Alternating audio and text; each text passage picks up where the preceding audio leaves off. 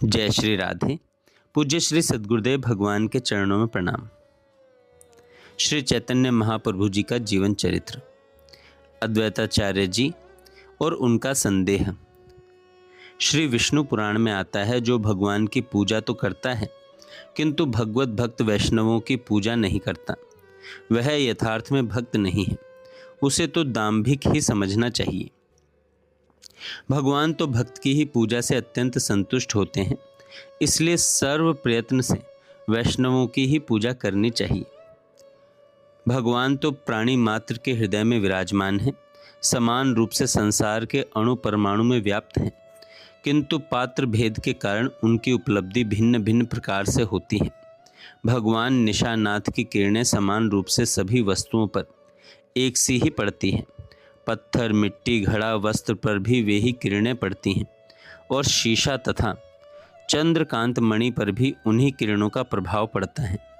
मिट्टी तथा पत्थर में निशानाथ का प्रभाव प्रकट नहीं होता है, वहाँ घोर तमोगुण के कारण अव्यक्त रूप से ही बना रहता है, किंतु स्वच्छ और निर्मल चंद्रकांत मणि पर उनकी कृपा की तनिक सी किरण पड़ते ही उसकी विचित्र दशा हो जाती है।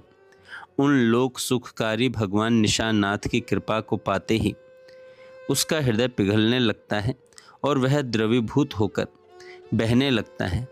इस कारण चंद्रदेव उसके प्रति अधिकाधिक स्नेह करने लगते हैं। इसी कारण उसका नाम ही चंद्रकांत मणि पड़ गया। उसका चंद्रमा के साथ नित्य का शाश्वत संबंध हो गया। वह निशानाथ से भिन्न नहीं है, निशानाथ के गुणों का उसमें समावेश हो जाता है। इसी प्रकार भक्त के हृदय में भगवान की कृपा किरण पड़ते ही वह पिघलने लगता है। चंद्रकांत मणि तो चाहे चंद्रमा की किरणों से बनी भी रहे, किंतु भक्तों के हृदय का फिर अस्तित्व नहीं रहता। वह कृपा किरणों के पड़ते ही पिघल पिघल कर प्रभु के प्रेम पीयूष आर्णव में जाकर तदाकार हो जाता है। यही भक्तों की विशेषता है। तभी तो गोस्वामी तुलसीदास जी ने यहाँ तक कह डाला, मोरे मन प्रभु अस विश्वासा, राम ते अधिक राम कर दासा। भगवत भक्तों की महिमा ही ऐसी है। भक्तों के समझने के लिए भी प्रभु की कृपा की ही आवश्यकता है। जिस पर भगवान की कृपा नहीं, वह भक्तों की महिमा को भला समझ ही क्या सकता है।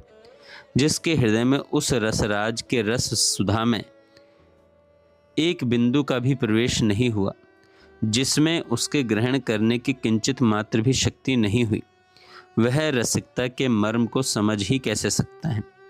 इसलिए रसिक शिरोमणि भगवत रसिक जी कहते हैं, भगवत रसिक की बातें रसिक बिना कोई समझ सके ना।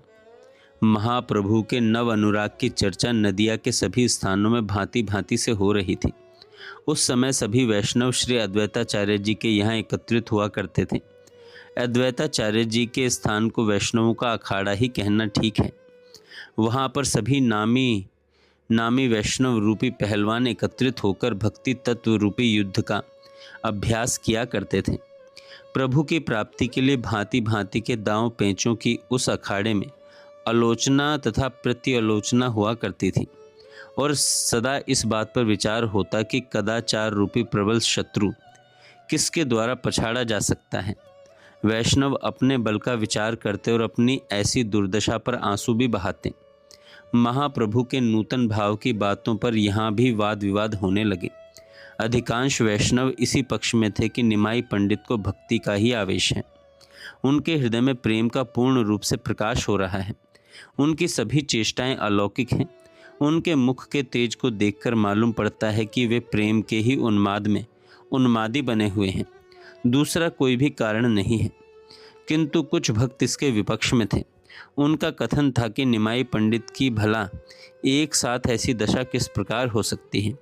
कल तक तो वे देवी देवता और भक्त वैष्णव की खिल्लियाँ उड़ाते थे, सहसा उनमें इस प्रकार के परिवर्तन का होना असंभव ही है। उन्हें वही पुराना वायु रोग फिर से हो गया है। उनकी सभी चेष्टाएं पागलों की सी हैं। उन सब की बातें सुनकर श्रीमान अद्वैताचार्य जी ने सबको संबोधित करते हुए गंभीरता के साथ कहा, भाई, आप लोग जिन निमाई पंडित के संबंध में बातें कर रहे हो, उन्हीं के संबंध में मेरा भी एक निजी अनुभव सुन लो। तुम सब लोगों को यह बात तो विदित ही है कि मैं भगवान को प्रकट करने के निमित्त नित्य गंगा जल से और तुलसी जी से श्री कृष्ण का पूजन किया करता हूँ। भगवान ऐसे दयालु हैं कि वे भक्ति से दिए हुए एक चुल्लू जल और एक तुलसी पत्र के द्वारा ही अपनी आत्मा को भक्तों के लिए दे देते हैं। इसी वाक्य पर विश्वास करके मैं तुम लोगों को बार बार आश्वासन दिया करता था। कल श्रीमद् भगवद गीता के एक श्लोक का अर्थ मेरी समझ में नहीं आया। इसी चिंता में रात्रि में मैं बिना भोजन किए ही सो गया था। स्वप्न में क्या देखता हूँ कि एक गौर वर्ण के तेजस्वी महापुरुष मेरे समीप आए और मुझसे कहने लगे, अद्वैत जल्दी उठ, जिस श्लोक में तुझे शंका थी उसका अर्थ इस प्रकार है। अब तेरी मनः कामना पूर्ण हुई। जिस इच्छा से तू निरंतर गंगा जल और तुलसी से मेरा पूजन करता था, तेरी वह इच्छा अब सफल हो गई है। हम अब शीघ्र ही प्रकाशित हो जाएंगे। अब तुम्हें भक्तों को अधिक दिन आश्वासन न देना होगा। अब हम थोड़े ही दिनों में नाम संकीर्तन आरंभ कर देंगे, जिसकी घनघोर तुमुल ध्वनि से विदिशाएं प्रतिध्वनित हो उठेंगी। इतना कहने पर उन महापुरुष ने अपना असली स्वरूप दिखाया। वे और कोई नहीं थे, शचि नंदन विश्वंभर ही ये बातें मुझसे कह रहे थे। जब इनके अग्रज विश्वरूप मेरी पाठशाला में पढ़ा करते थे, तब ये उन्हें बुलाने के निमित्त मेरे यहाँ कभी कभी आया करते थे। इन्हें देखते ही मेरा मन हठात इनकी ओर आकर्षित होता था। तभी मैं समझता था कि मेरी मनः कामना इन्हीं के द्वारा पूर्ण होगी। आज स्वप्न में उन्हें देखकर तो यह बात स्पष्ट हो ही गई है। इतना कहते कहते वृद्ध आचार्य का गला भर गया। वे फूट फूट कर बालकों की भांति रुदन करने लगे। भगवान की भक्त वत्सलता का स्मरण करके वे हिचकियां भर भर कर रो रहे थे। इनकी ऐसी दशा देखकर अन्य वैष्णवों की आंखों में भी आंसू आ गए। सभी का हृदय प्रेम से भर आया। सभी वैष्णवों के इसी भाव उत्कर्ष का स्मरण करके आनंद सागर में गोता लगाने लगे। इस प्रकार बहुत सी बातें होने के अनंतर सभी वैष्णव अपने अपने घरों को चले गए। इधर महाप्रभु की दशा अब और अधिक विचित्र होने लगी। उन्हें अब श्री कृष्ण कथा और वैष्णवों के सत्संग के अतिरिक्त दूसरा विषय रुचिकर ही प्रतीत नहीं होता था। वे सदा गदाधर या अन्य किसी भक्त के साथ भगवत चर्चा ही करते रहते थे। एक दिन प्रभु ने गदाधर पंडित से कहा, गदाधर, आचार्य अद्वैत परम भागवत वैष्णव हैं।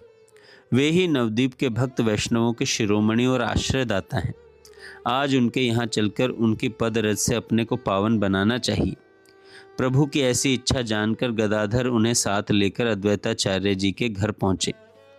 उस समय 70 वर्ष की अवस्था वाले वृद्ध आचार्य बड़ी श्रद्धा भक्ति के साथ तुलसी पूजन कर रहे थे। आचार्य के सिर के सभी बाल श्वेत हो गए थे।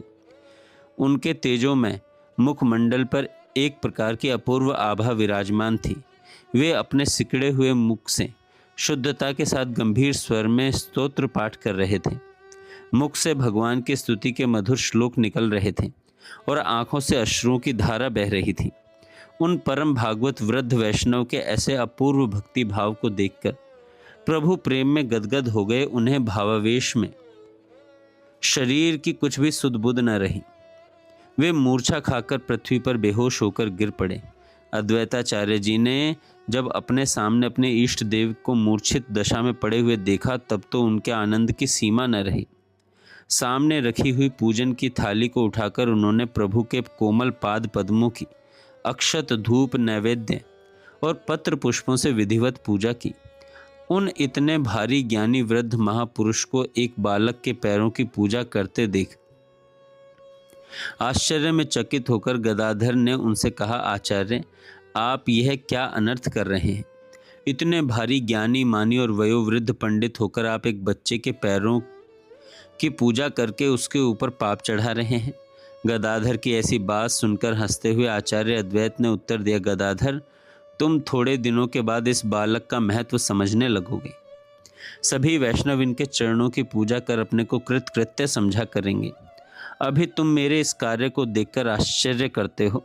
कालांतर में तुम्हारा यह भ्रम स्वतः ही दूर हो जाएगा। इसी बीच प्रभु को कुछ कुछ बाह्य ज्ञान हुआ। चैतन्यता प्राप्त होते ही उन्होंने आचार्य के चरण पकड़ लिए और वे रोते रोते कहने लगे, प्रभु अब हमारा उद्धार करो। हमने अपना बहुत सा समय व्यर्थ की बकवाद में ही बर्बाद किया। अब तो हमें अपने चरणों की शरण प्रदान कीजिए। अब तो हमें प्रेम का थोड़ा बहुत तत्व समझाइए। हम आपकी शरण में आए हैं, आप ही हमारी रक्षा कर सकते हैं। प्रभु की इस प्रकार की दैन्य युक्त प्रार्थना को सुनकर आचार्य भौचक्के से रह गए और कहने लगे, प्रभु अब मेरे सामने अपने को बहुत न छिपाइए। इतने दिन तक तो छिपे छिपे रहे, अब और कब तक छिपे ही रहने की इच्छा है। अब तो आपके प्रकाश में आने का समय आ गया है। प्रभु ने दीनता के साथ कहा, आप ही हमारे माता पिता तथा गुरु हैं। आपका जब अनुग्रह होगा तभी हम श्री कृष्ण प्रेम प्राप्त कर सकेंगे। आप ऐसा आशीर्वाद दीजिए कि हम वैष्णवों के सच्चे सेवक बन सकें। इस प्रकार बहुत देर तक परस्पर में दोनों ओर से दैन्य युक्त बातें होती रही। अंत में प्रभु गदाधर के साथ अपने घर को चले गए। इधर अद्वैताचार्य जी ने सोचा, ये मुझे छलना चाहते हैं। यदि सचमुच मेरा स्वप्न सत्य होगा और ये वही रात्रि वाले महापुरुष होंगे तो संकीर्तन के समय मुझे स्वतः ही अपने पास बुला लेंगे। अब मेरा नवद्वीप में रहना ठीक नहीं। यह सोचकर वे नवद्वीप को छोड़कर शांतिपुर के अपने घर में जाकर रहने लगे। जय श्री राधे। आगे हम कल सुनेंगे।